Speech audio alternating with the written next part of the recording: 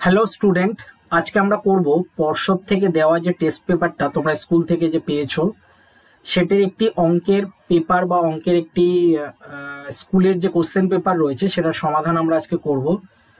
যে স্কুলটা আমরা সমাধান করব সেই স্কুলের পেজটা পাবে হচ্ছে তোমরা 392 পেজে। আমরা এটার সমাধান করব হচ্ছে 1 দাগ থেকে 4 দাগ পর্যন্ত, ঠিক আছে? যেগুলো এমসিকিউ আর এসিকিউ রয়েছে সেগুলো আমরা সমাধান করব সম্পূর্ণ ভিডিওতে।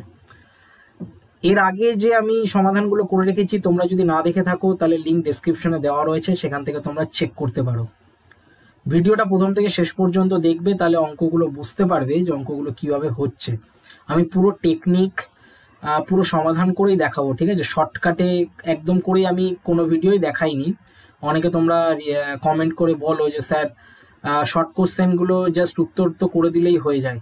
তো উত্তর তো তোমরা পরীক্ষার হলে করে দেবে, কিন্তু সেটাকে কিভাবে করতে হয় সেটা না জানলে তোমরা শুধু উত্তর তো বের করতে পারবে না, ঠিক আছে? তাই সম্পূর্ণ সমাধানটা দেখো যে কিভাবে অঙ্কগুলো হচ্ছে।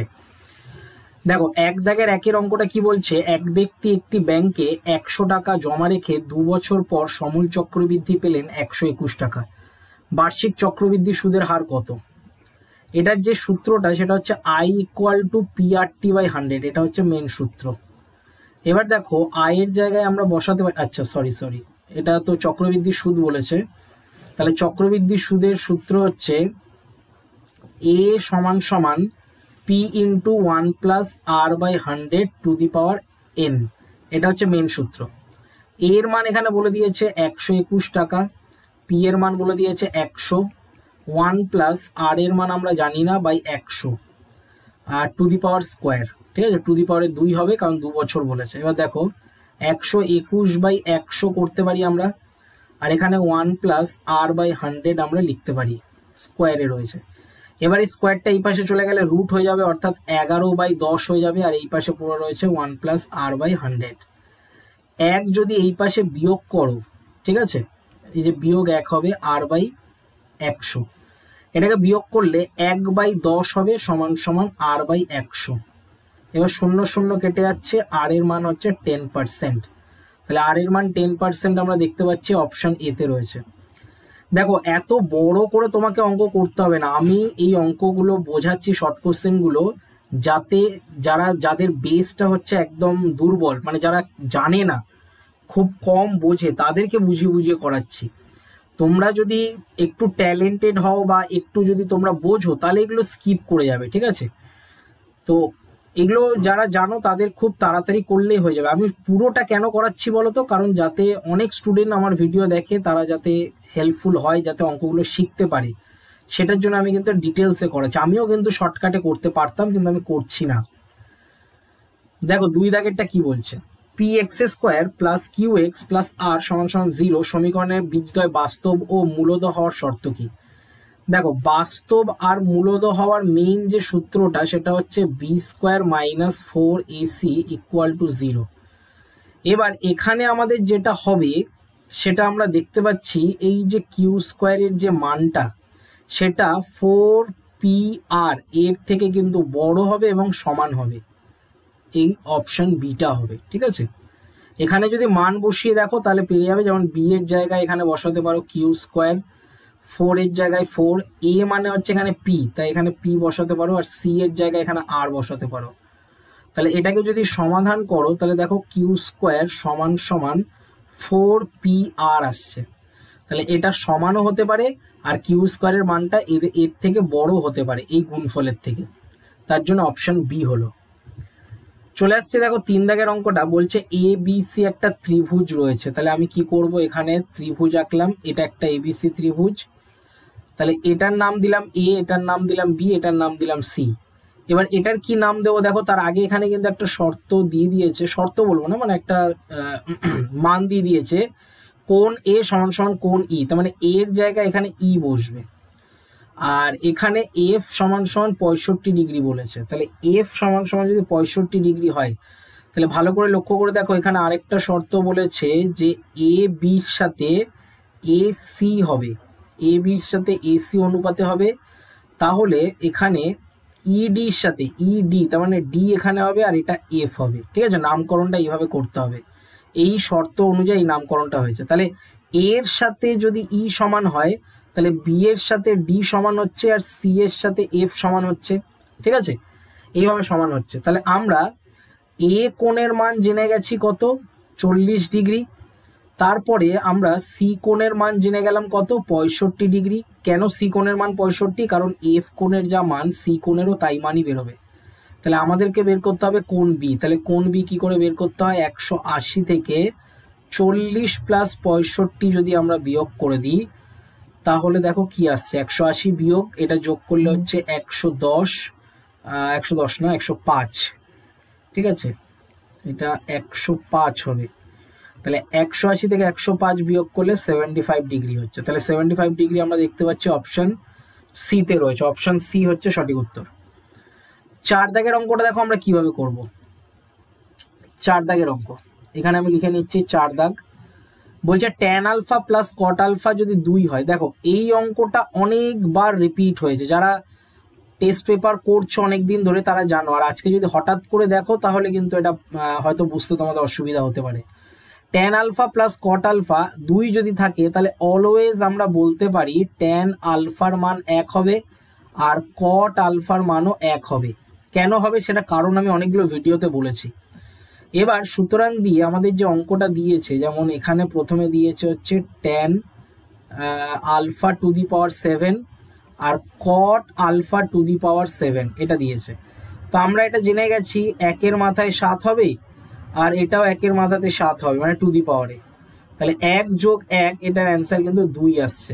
তাহলে 2 আমরা দেখতে পাচ্ছি অপশন সিতে রয়েছে, অপশন সি হচ্ছে সঠিক উত্তর। 5 দাগেরটা দেখো আমরা কিভাবে করব, আমি এখানেই করে দিচ্ছি। 5 দাগেরটা দেখো, 5 দাগ।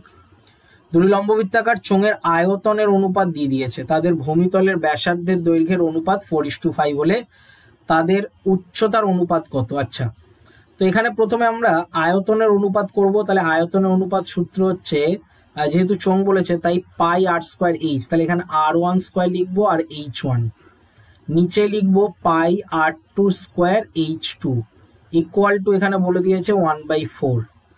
এবার দেখো পাই পাই কেটে গেল, এখানে আমরা কি করব r1 এর স্কোয়ার, তার মানে আমরা এখানে এটাকে r1 ধরে নিচ্ছি 4, তার মানে 4 এর স্কোয়ার হচ্ছে 16 আর h1টাকে h1ই লিখবো।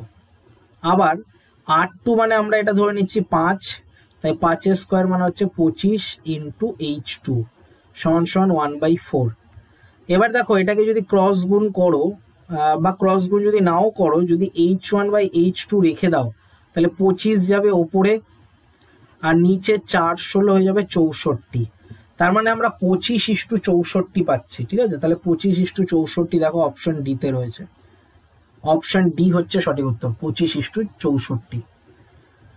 6 দাগের অঙ্কটা বলছে যে এই সংখ্যাগুলোর তথ্যে 35 যদি না থাকে তাহলে মধ্যমা কতটা বৃদ্ধি পাবে। তো দেখে নাও এখানে প্রথমত সাজিয়ে নিতে হবে। তাহলে আমরা এটাকে যদি সাজিয়ে নিই তাহলে কি কি হবে দেখে নাও। এখানে 6 দাগ দিয়ে লিখছি, প্রথমে 30 রয়েছে, তারপরে আমরা দেখতে পাচ্ছি 30-এর পরে কে রয়েছে, 30-এর পরে রয়েছে হচ্ছে 34, তারপরে 35, তাহলে 30 34 তারপরে 35, তারপরে কি রয়েছে 30 হয়ে গেল, 34 হয়ে গেল, তারপরে 35 হয়ে গেল, তারপরে রয়েছে 36 37 38, 36 37 38, তারপরে 39, তারপরে 40, ঠিক আছে। তাহলে এখানে আমি দাগিয়ে দিই, এখানে হচ্ছে 30 লিখলাম, 34 লিখলাম, 35 লিখলাম, 36 লিখলাম, 37 38 39 40, হ্যাঁ সব কটা লেখা হয়ে গেছে। এবার দেখো এদের মধ্যমা যদি আমরা বের করি, এটা দুটো টেকনিকে অঙ্ক, একটা লিখে লিখে করা যায়, যদি 2 মার্কসের থাকে তাহলে এটা লিখে লিখে করতে হবে, কিন্তু যেহেতু আমরা এটা 1 মার্কসের করছি মানে 1 নম্বরের অঙ্ক এগুলো, মানে 1 নাম্বারই পাবে, তার জন্য এটা আমরা শর্টকাটে করতে পারি। কিভাবে শর্টকাটে করবো দেখো, 35 যদি থাকে তাহলে তার মধ্যমা বেরোবে 30-এর সাথে 40 কেটে যাবে, 34-এর সাথে 39 কেটে যাবে, 35-এর সাথে 38 কেটে যাবে, তাহলে 36 আর 37 যোগ করে তাকে 2 দিয়ে ভাগ করে দেবে। তাহলে আমরা দেখতে পাচ্ছি 6 6 12 1 13, 3 হাত থেকে 1 3 3 6 আর 1 7 73/2। তাহলে এটাকে যদি পয়েন্টে করো তাহলে কি আসবে, 3 দুগুণি 6, 6 দুগুণি 12, 6 দুগুণি 12 আর এখানে হচ্ছে 5 দুগুণি 10, মানে 36.5 আসছে। এবার যদি অঙ্কটা থেকে যদি 35 গায়েব করে দাও, মানে একদম 35টাকে তুলে দাও, তাহলে 36 চলে আসবে, তারপরে 37, তারপরে 38, তারপরে 39, তারপরে 40। এবার দেখো ফার্স্টের সাথে লাস্টের কাটবে, 39-এর সাথে 34 কাটবে, 36-এর সাথে 38 কাটবে, তাহলে পড়ে থাকছে কত? 37। তাহলে মধ্যমা কত? 37।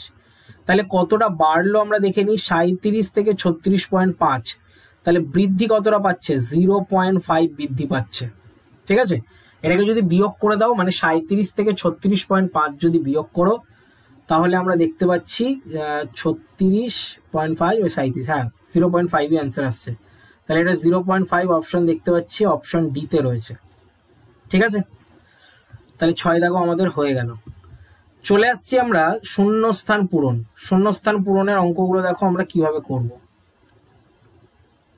1 দাগেরটা, অংশীদারি কারবারে লাভ বন্টনের কোনো সুনির্দিষ্ট নীতি উল্লেখ না থাকলে লাভ অংশীদারদের ড্যাশ অনুপাতে বন্টিত হবে। এখানে ড্যাশ অনুপাত মানে হচ্ছে মূলধনের যে অনুপাত রয়েছে, অ্যান্সার হচ্ছে মূলধনের অনুপাতে বন্টিত হবে। ঠিক আছে, এরপরে আমরা করব হচ্ছে 2-এরটা কি বলছে দেখো, দুটি দ্বিঘাত করণীর যোগফল ও গুণফল একটি মূলদ সংখ্যা হলে করণী দ্বয়টা কিন্তু অনুবন্ধী হবে, অনুবন্ধী করণী হবে। ঠিক আছে, অনুবন্ধী করণী। চলে আসছি আমরা 3 দাগের অঙ্কটায়, বলছে cos square theta minus sine square theta যদি হাফ হয়, এটা কোষে দেখাতে হবে। দেখো আমরা প্রথমে অঙ্কটা টুকে নেব, cos theta to the power 4 আর minus sine theta to the power 4। এটাকে যদি আমরা সূত্রে ফেলি, তাহলে এটার সূত্র হবে স্কোয়ার ফর্মে হবে, মানে cos স্কোয়ার থিটা প্লাস দিয়ে সাইন স্কোয়ার থিটা, এটা একটা ফর্মে হবে, আরেকটা হবে cos square theta minus sine square theta. ঠিক আছে, এটা সূত্র পড়বে, মানে a স্কোয়ার মাইনাস বি স্কোয়ারের মেন সূত্রটা পড়বে। এবার দেখো আমরা জানি cos square theta plus sine square থিটার মান তো 1, আর এটার মানে জানি হাফ। তাহলে 1 আর হাফ যদি গুণ করি তাহলে হাফই হচ্ছে, মানে 1/2। তাহলে এটারও অ্যান্সার 1/2 লিখবে। ঠিক আছে, শূন্যস্থানে বসিয়ে দেবে হাফ। 4-এরটাই চলে আসছি দেখো। 4-এর প্রশ্নটা বলছে কোনো বৃত্তের ব্যাসের প্রান্তবিন্দু দুটিতেই অঙ্কিত স্পর্শকদ্বয় পরস্পর কি হবে? সমান্তরাল হবে। এটার অ্যান্সার হচ্ছে সমান্তরাল। ঠিক আছে, তারপরে 5 দাগেরটা কি বলছে, একটি পরিসংখ্যা বিভাজনের মধ্যমা যে লেখচিত্রের সাহায্যে পাওয়া যায় তাকে আমরা বলি হচ্ছে ওজাইভ। এটার অ্যান্সার হচ্ছে ওজাইভ। তারপরে 6 দাগেরটা বলছে একটি লম্ববৃত্তাকার চোঙের ব্যাসের দৈর্ঘ্য 3 সেমি এবং উচ্চতা 4 সেমি হলে চোঙটির ভিতর সর্বাপেক্ষা লম্বা যে দণ্ড রাখা যাবে তার দৈর্ঘ্য। তো সর্বাপেক্ষা লম্বা দৈর্ঘ্য এই কথাটার মানেই হচ্ছে কর্ণ বের করতে বলে। ঠিক আছে, কর্ণ। তো এটার কর্ণ যদি আমরা বের করি তাহলে এটার অ্যাকচুয়ালি অতিভুজ আমাদেরকে বের করতে হবে। ঠিক আছে, আমি যদি ছবি আঁকি, দেখো এরকম ভাবে ছবিটা হবে, এরকম ছবিটা হবে, তাহলে এর কর্ণ মানে হচ্ছে এরকম, এটা সবচেয়ে লম্বা। তাহলে এটা যদি সবচেয়ে লম্বা হয় তাহলে দেখো এইভাবে কিন্তু এটা অতিভুজ বের করতে হচ্ছে। ঠিক আছে, এটা অতিভুজ, এটা কিন্তু ভূমি আর এটা হচ্ছে লম্ব। তার মানে লম্ব স্কোয়ার প্লাস ভূমি স্কোয়ার করে দিলেই হয়ে যাবে, মানে 3 স্কোয়ার প্লাস 4 স্কোয়ার। তাহলে 3 স্কোয়ার 9 আর 4 স্কোয়ার 16, 9 আর 16 25, 25 মানে হচ্ছে 5। তাহলে এখানে তোমরা লিখে দেবে হচ্ছে 5 সেন্টিমিটার। ঠিক আছে, এটা 6 দাগের অঙ্ক হয়ে গেল। 3 দাগের আমরা এবার করবো হচ্ছে সত্য আর মিথ্যা। দেখো সত্য বা মিথ্যা আমাদের করতে হবে। 3-এর 1-এরটা বলছে মূলধন P টাকা, বার্ষিক চক্রবৃদ্ধি সুদের হার 8%, চক্রবৃদ্ধি সুদের পর্ব যদি 4 হয় তাহলে n বছরের সমূল চক্রবৃদ্ধি কি এটা হবে? একদমই হবে, এটা একদম সত্য হবে। ঠিক আছে, এখানে মাথায় রাখবে সুদের পর্ব 4 মানে হচ্ছে 3 মাস অন্তর। তো 3 মাস অন্তরের সূত্র তোমাদের টেক্সট বই রয়েছে চক্রবৃদ্ধি সুদের অঙ্কতে, তো সেখানে এখানে দেখতে পাবে এই সূত্রটাই রয়েছে, তাই এই কারণের জন্য সত্য হবে। 2 দাগেরটা বলছে সেক থিটা ও কোসেক থিটা পরস্পর কি অনন্যক। দেখো সেক থিটার উল্টো কিন্তু কোসেক থিটা নয়, সেক থিটার উল্টো হচ্ছে বা অনন্যক হচ্ছে কস থিটা, কিন্তু এখানে কোসেক দিয়েছে, তাই এই কারণের জন্য আমরা এটাকে মিথ্যা লিখব।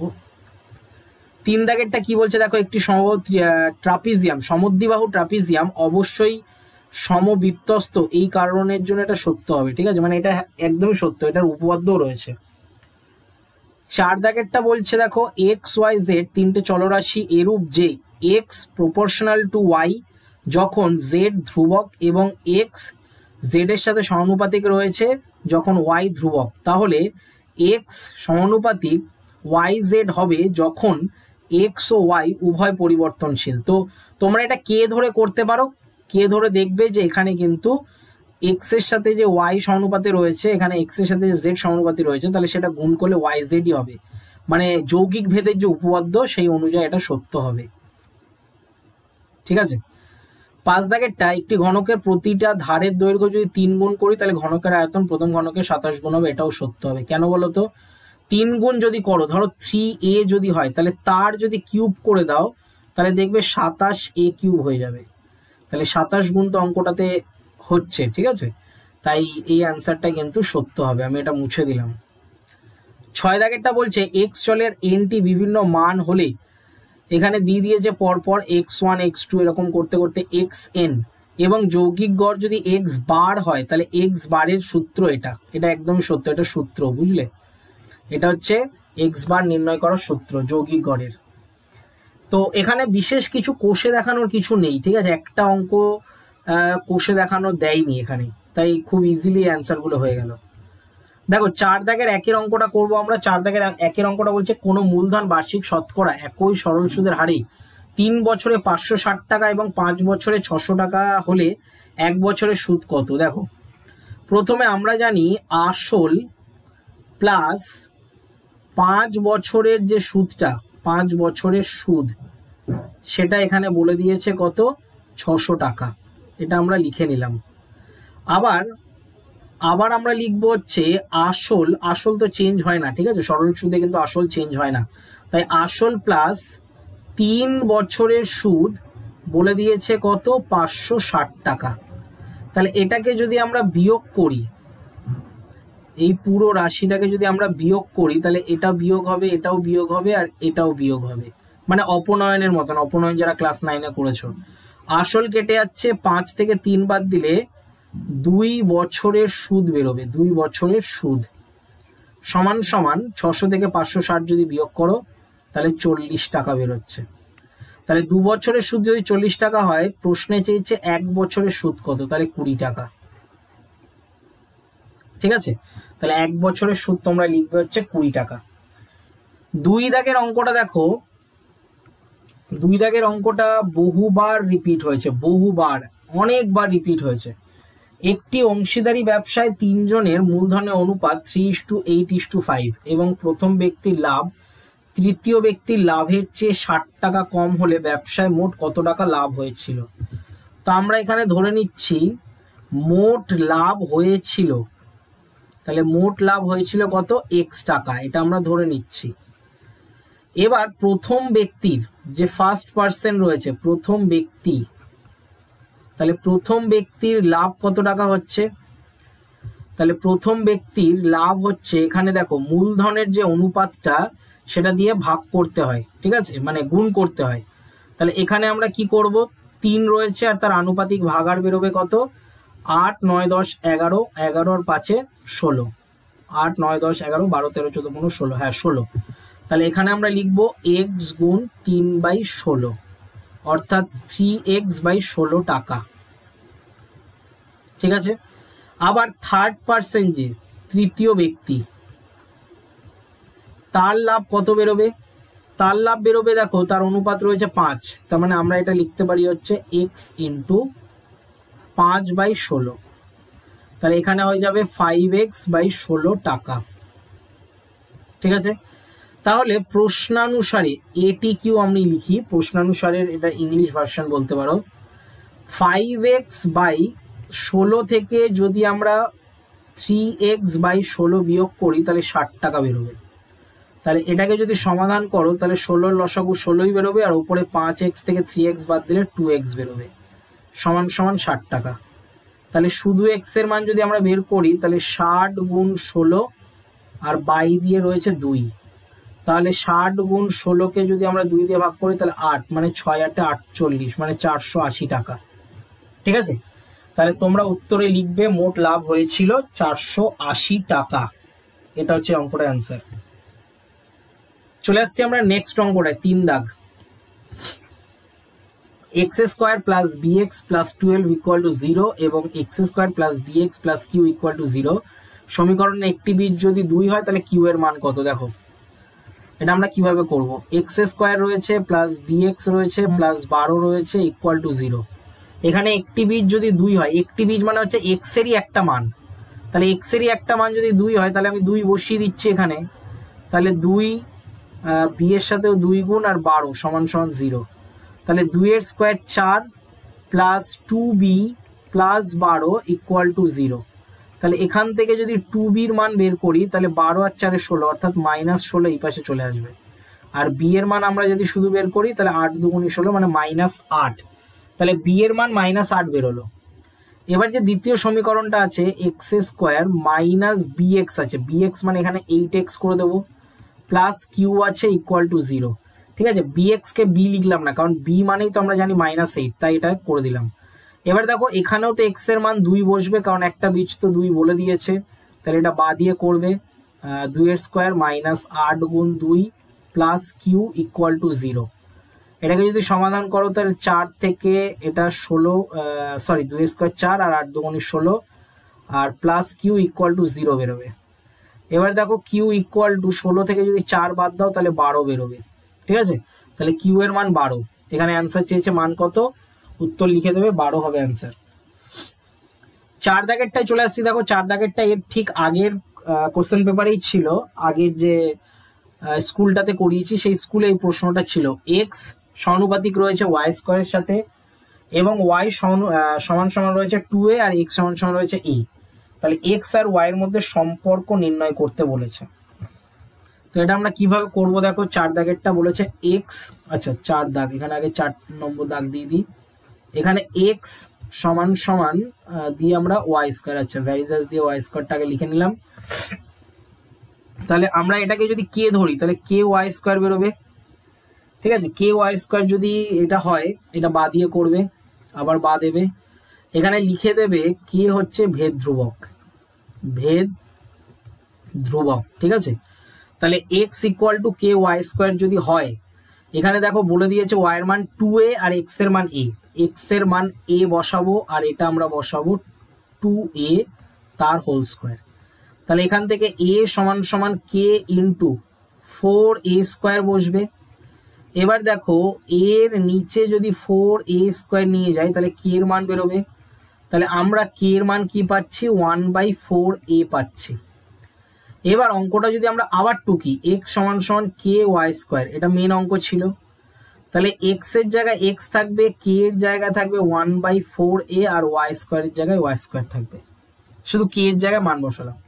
এবার এটাকে যদি ক্রস গুণ করো তাহলে এটা যাবে 4ax equal to Y square. এটাই হচ্ছে অঙ্কটা অ্যান্সার, সম্পর্ক এটাই হবে। ঠিক আছে, এটা কিন্তু আগেরও স্কুলে ছিল সেম অঙ্ক। চলে আসছি আমরা দেখো নেক্সট অঙ্কটায়, নেক্সট অঙ্কটা আগে পড়ে নিই আমরা। 5 দাগেরটা দেখো, এবিসিডি আয়তাকার চিত্রের অভ্যন্তরে ও বিন্দু এমন ভাবে অবস্থিত যে ও বি ইকুয়াল টু 6 সেমি, ও ডি ইকুয়াল টু 8 সেমি এবং ও এ ইকুয়াল টু 5 সেমি। ও সি এর দৈর্ঘ্য কত হবে? তো আমরা এটা দেখো, এটাও রিপিট অঙ্ক। ঠিক আছে, রিপিট অঙ্ক এইভাবে করেছে। আচ্ছা দাগ নম্বরটা দেখে নিই, এটা 5 নম্বর তাহলে হবে। তো অঙ্কটা কিভাবে করতে হয়, প্রথমে ছবি আঁকতে হবে এরকম, এবিসিডি আয়তক্ষেত্রের অভ্যন্তরে ও একটা বিন্দু রয়েছে। এবার দেখো এখানে পিথাগোরাসের সূত্র পড়ছে। ঠিক আছে, ও এর মানটা আর ও সির মানটা এখানে পিথাগোরাসের সূত্র পড়ছে, কারণ এখানে ও পি সি যেটা এখানে তোমরা দেখতে পাচ্ছ, দেখো ও তারপরে পি তারপরে সি, এই যে ও তারপরে পি তারপরে সি, এই যে এখানে এটা দেখতে পাচ্ছ, এটা হচ্ছে একটা সমকোণী ত্রিভুজ এবং O C square equal to OP square plus PC square. এইভাবে কিন্তু এটা সমাধান মানে লেখা হয়েছে, যা সমাধান নয়। এরপরে কি করা হয়েছে, অনেকগুলো সমান্তরাল রয়েছে, এ বির সাথে কিউপি আর সি ডির সাথে পি কিউ। এই সমান্তরাল করার পর ভালো করে লক্ষ্য করে দেখো এখানে ও সির যে মানটা সেটা কিন্তু OD square plus OB square minus O A square দিয়ে আসছে। ওডি মানে হচ্ছে এখানে 8, ওবি মানে হচ্ছে 6 আর ও এ মানে হচ্ছে 5। তার মানে সবকটা স্কোয়ার করলে দেখো এখানে আসছে হচ্ছে 100 থেকে 25 বিয়োগ 8 স্কোয়ার 64 আর 6 স্কোয়ার 36। তো 64 আর 36 100 হয়, আর 5 স্কোয়ার 25 হয়, তার মানে 100 থেকে 25 বাদ দিলে 75 হয়। তাহলে ওসির মান যদি আমরা √75 করি তাহলে বেরোবে 5√3 সেন্টিমিটার। এটা হচ্ছে অঙ্কটা অ্যান্সার। ঠিক আছে, এটা আরো ভালোভাবে বুঝিয়েছি যখন আমি এবিটিএ করিয়েছিলাম। এবিটিএ এর অঙ্কগুলো একটু ভালো করে দেখো, লিঙ্ক দেওয়া রয়েছে ডেসক্রিপশনে, তাহলে এই অঙ্কটা বুঝতে পারবে, আমি করিয়েছিলাম। 6 দাগেরটা আমরা কিভাবে করব দেখো, দুটি সদৃশ্য ত্রিভুজ রয়েছে, এর পরিসীমা যথাক্রমে 27 সেমি ও 16 সেমি। প্রথম ত্রিভুজের একটি বাহুর দৈর্ঘ্য 9 সেমি হলে দ্বিতীয় ত্রিভুজের অনুরূপ বাহুর দৈর্ঘ্য কত হবে? দেখো, এটা যখন সদৃশ্য ত্রিভুজ হয় তখন তার পরিসীমার অনুপাতটা তার অনুরূপ বাহুর অনুপাতের সাথে সমান হয়। তাহলে অনুপাত মানে হচ্ছে 27/16, আর এটার অনুপাত হচ্ছে 9/x, কিছু নেই মানে আমরা x ধরে নিলাম। ঠিক আছে, তোমরা এখানে লিখে নেবে অনুরূপ বাহুর দৈর্ঘ্য মনে করি x সেন্টিমিটার। এবার আমাদেরকে x এর মানটা বের করতে হবে। তো x এর মান কি করে বের করব? 16 সাথে 9 গুণ করবো আর 22 দিয়ে 27 হবে। তাহলে 9 দিয়ে একেবারে 27কে করলে হয় 3, 3 9 27, তাহলে 16 দিয়ে 3কে করলে 3 5 15 1 16, 5 15 1 3, এটা সেন্টিমিটারে বেরোবে। আমি কিন্তু অঙ্কটাতে কোনো সূত্র লিখিনি, আমি তোমাদের জাস্ট লজিকটা বোঝালাম যে পরিসীমার যে অনুপাতটা বেরোবে সেটাই কিন্তু অনুরূপ বাহু দুটির অনুপাতের সমান হবে। এই সূত্রটাকে অ্যাপ্লাই করে অঙ্কটা করেছি আমি। চলে আসছি দেখো 7 দাগেরটায়, ও কেন্দ্রীয় বৃত্তের ব্যাসার্ধের দৈর্ঘ্য 5 সেমি, ও বিন্দু থেকে 13 সেমি দূরত্বে একটি বিন্দু পি বিন্দু থেকে বৃত্তের দুটি স্পর্শকের দৈর্ঘ্য দিয়ে দিয়েছে, একটা পি কিউ একটা পি আর। তাহলে যে চতুর্ভুজটা তৈরি হচ্ছে পি কিউ ও আর, সেটার ক্ষেত্রফল কত? তো এটা আমরা কিভাবে করব দেখো, প্রথমে আমাদের একটা ছবি দরকার, তার আগে দাগ নম্বরটা দেখে নি কত, 7 VII। প্রথমে আমাদের একটা গোল আঁকতে হবে এবং বহিস্থ একটা বিন্দু রয়েছে, সেখান থেকে এখানে একটা স্পর্শক রয়েছে আর এখান থেকে এখানে একটা স্পর্শক রয়েছে। তাহলে এই সোজা একটা দাগ হবে আর এই সোজা একটা দাগ হবে। তাহলে এটার নামকরণ করেছি ও, তারপরে এটা কিউ, তারপরে এটা হচ্ছে আর, আর এটা হচ্ছে পি। এবার এখানে দেখো ও কিউ যেটা রয়েছে সেটা লম্ব রয়েছে কার ওপর? পি কিউ এর ওপর। আর পি কিউ এর যে মানটা সেটা আমরা জানি হচ্ছে পি আর এর সাথে সমান। ঠিক আছে, পি কিউ এর মান, কারণ আমরা দুটো স্পর্শকের দৈর্ঘ্য সমান জানি। ঠিক আছে, দুটো স্পর্শক সমান দৈর্ঘ্যের হয়। এবার দেখো এখান থেকে আমরা যদি শুধু পি কিউ এর মান বের করি, তাহলে শুধু পি কিউ এর মান বের করতে গেলে 13 স্কোয়ার তার থেকে 5 স্কোয়ার বিয়োগ করতে হবে। 13 স্কোয়ার মানে হচ্ছে এই বাহুটা মানে ও থেকে পি এর মানটা, আর 5 মানে হচ্ছে ও থেকে কিউ এর মানটা। ঠিক আছে, মানে অতিভুজ থেকে আমরা এখানে এই লম্বটা বিয়োগ করে দিলাম। তাহলে 13 স্কোয়ার মানে হচ্ছে 169, আর 5 স্কোয়ার মানে হচ্ছে 25। এটা করলে হচ্ছে 144, আর এটা 144 মানে হচ্ছে 12। ঠিক আছে, তাহলে 12 সেমি বেরোবে হচ্ছে পি কিউ এর মান। তাহলে পি কিউ এর মান যদি 12 সেমি বেরোয়, তাহলে আমরা পি আর এর মানও তো বলতে পারি 12 সেমি, কারণ দুটো তো স্পর্শক একই দৈর্ঘ্যের হয়। এবার আমাদের মেন যেটা দরকার সেটা হচ্ছে পি কিউ ও আর। ঠিক আছে, দেখো পি কিউ ও আর এই চতুর্ভুজের ক্ষেত্রফল। তো চতুর্ভুজের ক্ষেত্রফল দেখো কিভাবে বেরোবে। প্রথমে আমরা দেখো দুটো ত্রিভুজ পাচ্ছি, এটা একটা ত্রিভুজ, এটা একটা ত্রিভুজ। ত্রিভুজের ক্ষেত্রফল নির্ণয়ের সূত্র হচ্ছে হাফ ইন্টু ভূমি ইন্টু উচ্চতা। তো আমরা এখানে কি করব, হাফ ইন্টু ভূমি। হাফ ইন্টু ভূমি মানে হচ্ছে এখানে আমরা কত বসাবো, 12, আর ইন্টু উচ্চতা মানে বসাবো 5। হাফ ইন্টু ভূমি ইন্টু উচ্চতা। এবার এর সাথে আরো একটা 2 গুণ করব, কেন বলো তো? কারণ দুটো ত্রিভুজ আছে তাই। ঠিক আছে, তাই পুরো সূত্রটা হচ্ছে 2 গুণ হাফ গুণ ভূমি ইন্টু উচ্চতা। এবার দেখো 2 2 কেটে যাচ্ছে, তাহলে 5 12 হচ্ছে 60। তাহলে 60 বর্গ সেমি হচ্ছে অঙ্কটা অ্যান্সার। ঠিক আছে, আশা করি তোমরা বুঝতে পেরেছো 7 দাগেরটা। এবার দেখো আমরা করব হচ্ছে 8 দাগের অঙ্কটা। 8 দাগের অঙ্কটা আমি এখানেই করে দিচ্ছি। দেখো ভি 3টে আই। প্রথমে 60 ডিগ্রির যদি আমরা ডিগ্রি রেডিয়ানে বের করি, তাহলে রেডিয়ানে বের করতে গেলে পাই/180 দিয়ে গুণ করতে হয় 60 ডিগ্রিকে, তাহলে পাই/3 বেরোবে। ঠিক আছে, 3 6 18, তার মানে পাই/3, এটা রেডিয়ানে বেরোলো। এবার আমাদের মেন সূত্র হচ্ছে যেটা তোমরা অনেকে হয়তো জানো, অনেকে হয়তো জানো না, s equal to r theta.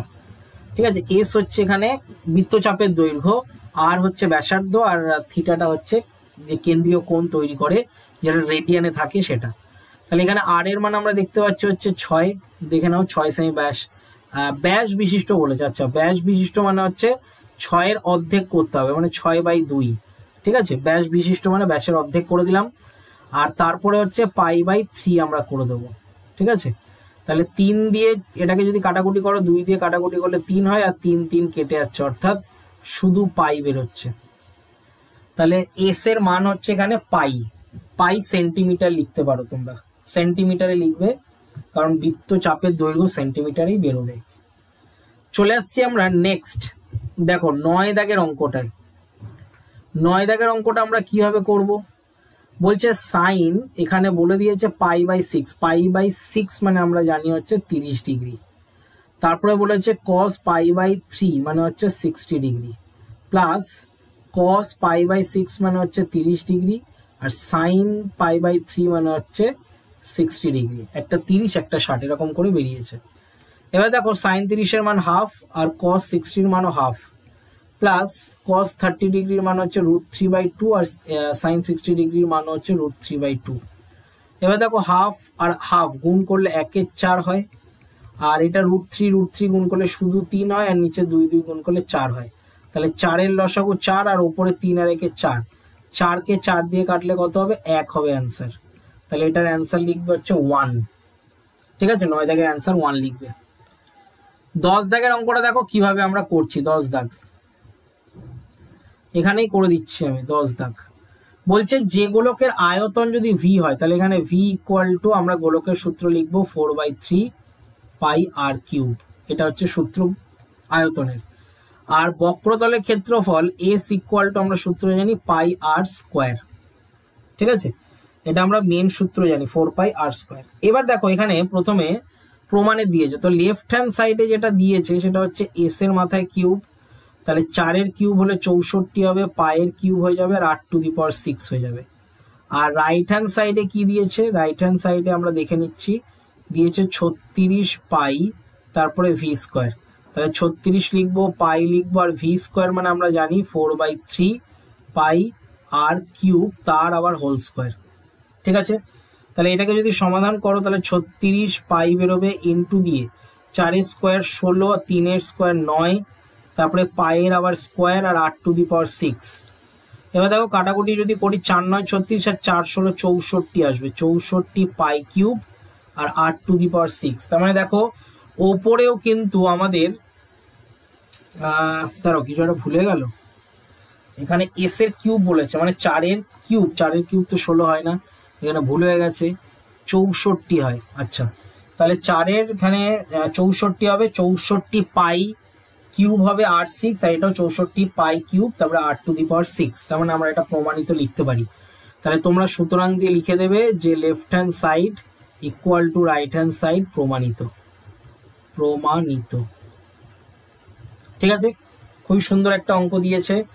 চলে আসছি আমরা দেখো 11 দাগের অঙ্ক। 11 দাগের অঙ্ক বলছে যে ঘনকের ধারগুলির সমষ্টি 60 সেমি, তাতে সর্বাধিক কত লিটার জল ধরে। দেখো তো ঘনকের যদি ধারগুলো দিয়ে দেয়, দাগ নম্বরটা দেখে নি কত, 11 দাগেরটা 11। তো আমরা বাহুর দৈর্ঘ্য খুব ইজিলি বের করতে পারি। তাহলে বাহুর দৈর্ঘ্য কি বেরোবে, আমরা জানি টোটাল ধার হচ্ছে 12টা, তাহলে 60 দিয়ে যদি 12কে ভাগ করো তাহলে 5 বেরোবে। আমি 5 সেন্টিমিটার লিখলাম, এখানে কোনো সেন্টিমিটার দিয়েছে, হ্যাঁ সেন্টিমিটার দিয়েছে। তাহলে ঘনকের বাহুর দৈর্ঘ্য আমরা বের করলাম কত, 5 সেন্টিমিটার। তাহলে আয়তন যদি আমরা বের করি, তার মানে আমরা জানি হচ্ছে 5 কিউব করতে হবে, 5 কিউব মানে হচ্ছে 5 5 25, আর 5 125 ঘন সেমি।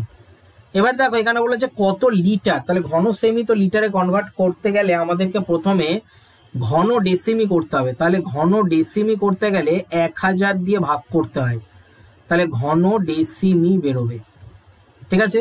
তাহলে 125কে যদি 1000 দিয়ে ভাগ করো তাহলে ঘন ডেসিমি বেরোবে।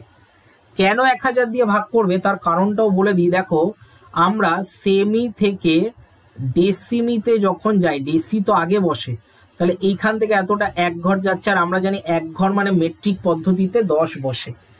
এবার 10 যেহেতু এখানে ঘনতে রয়েছে, তাই 10 কিউব হয়ে যাবে, আর 10 কিউব মানে হচ্ছে 1000, তাই 1000 দিয়ে এটা ভাগ হলো, ঠিক আছে। তাহলে 125 কে 1000 করলে 0.125 ঘন ডেসিমি, মানে এটাকে আমরা বলি হচ্ছে লিটার।